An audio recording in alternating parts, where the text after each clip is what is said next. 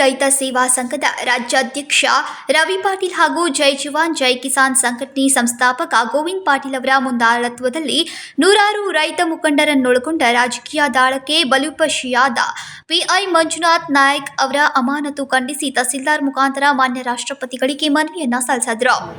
ಉತ್ತರ ಕರ್ನಾಟಕ ಭಾಗದ ಜ್ವಲಂತ ಸಮಸ್ಯೆಗಳ ಬಗ್ಗೆ ಈಗ ಸದನದೊಳಗೆ ಕಲಾಪಗಳು ಸೃಷ್ಟಿ ಅಲ್ಲಿ ಬದಲಾವಣೆ ಮಾಡಿದ್ದಾರೆ. ಈ ನಮ್ಮ ಸಾರ್ವಜನಿಕರ ತೆರಿಗೆಯನ್ನು ನೀತಿ ಮಾಡಿ ಅವರು ಯಾವುದೂ ಪರಿಹಾರ ಮಾಡುವಂಥ ಪರಿಸ್ಥಿತಿ ನಿರ್ಮಾಣ ಮಾಡಿದೆ.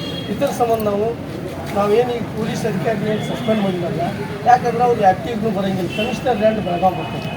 ಆ್ಯಕ್ಚುಲಿ SP ಅಂಡ್ರೆ ಕೊಟ್ಟ ಇಲ್ಲಿ ಇದನ್ನು ಮಾಡಿ ಇವರು ಮೇಲಿನ ಅಧಿಕಾರಿಗಳು ಮತ್ತು ಎಲ್ಲ ಸರ್ಕಾರ ಹೇಳಿದಂಗೆ ನಡೆದ ರಾಜಕಾರಣಿಯನ್ನು ಕೈ ಮುಚ್ಚಿದ್ದ ಇವರು ವಿನಾಕಾರಣ ಸಸ್ಪೆಂಡ್ ಮಾಡಿದ್ದಾರೆ.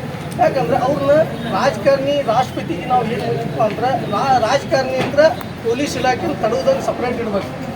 ಈ ವರ್ಷ ಚಳಿಗಾಲದ ಅಧಿವೇಶನದಲ್ಲಿ 224 ವಿಧಾನಸಭೆ ಸದಸ್ಯರುಗಳ ಪೈಕಿ ಸುಮಾರು 60ರಿಂದ 70 ಜನ ಮಾತ್ರ ಸದನದಲ್ಲಿ ಹಾಜರಿದ್ದು, ಇನ್ನುಳಿದವರು ನೆಪ ಮಾತ್ರಕ್ಕೆ 2 ರಿಂದ 3 ದಿನ ಭಾಗವಹಿಸಿ ತಮ್ಮ ಮೋಜು ಮಸ್ತಿಗಾಗಿ ಗೋವಾ ಹಾಗೂ ಇನ್ನಿತರ ಸ್ಥಳಗಳಲ್ಲಿ ಕಾಲಹರಣ ಮಾಡಿ ತಮ್ಮ ಊರುಗಳಿಗೆ ಹೋಗಿದ್ದಾರೆ. ಇದರಿಂದ ಸಾರ್ವಜನಿಕರ 25 ರಿಂದ 30 ಕೋಟಿ ತೆರಿಗೆ ಹಣ ವ್ಯಯ ಮಾಡಿದ್ದಾರೆ.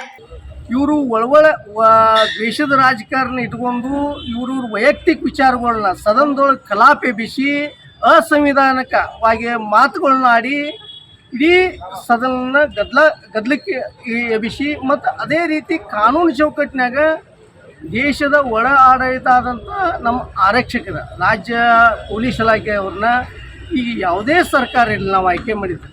ಆ ಅಧಿಕಾರಿಗಳನ್ನ ಕೈ ಮುಷ್ಟಿಯೊಳಗೆ ಇಟ್ಕೊಂಡ ಏನು ಸಣ್ಣ ವರ್ಗದ ಎಲ್ಲ ವರ್ಗದ ನಮ್ಮ ಸಣ್ಣ ವರ್ಗದ ಜನರಿಗೆ ಅನ್ಯಾಯ ಆಗುವಂಥ ಕೆಲಸ ನಿರ್ಮಾಣ ಆಗತ್ತೆ. ಇದು ಆಗ ಕಾರಣನ ರಾಜಕಾರಣಿಗಳು.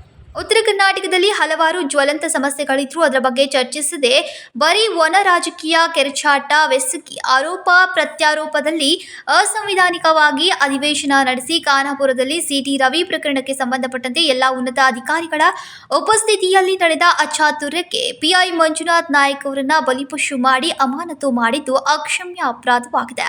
ಕಾರಣ ಕೂಲಂಕುಷವಾಗಿ ತನಿಖೆ ಮಾಡಿ ಕೂಡಲೇ ಮಂಜುನಾಥ್ ನಾಯ್ಕ್ ಅವರ ಅಮಾನತು ರದ್ದುಪಡಿಸಿ ಸೇವೆಗೆ ನೇಮಕ ಮಾಡಿಕೊಳ್ಳುವಂತೆ ತಹಸೀಲ್ದಾರ್ ಮುಖಾಂತರ ರಾಷ್ಟ್ರಪತಿಗಳಿಗೆ ಮನವಿಯನ್ನ ಸಲ್ಲಿಸಿದರು.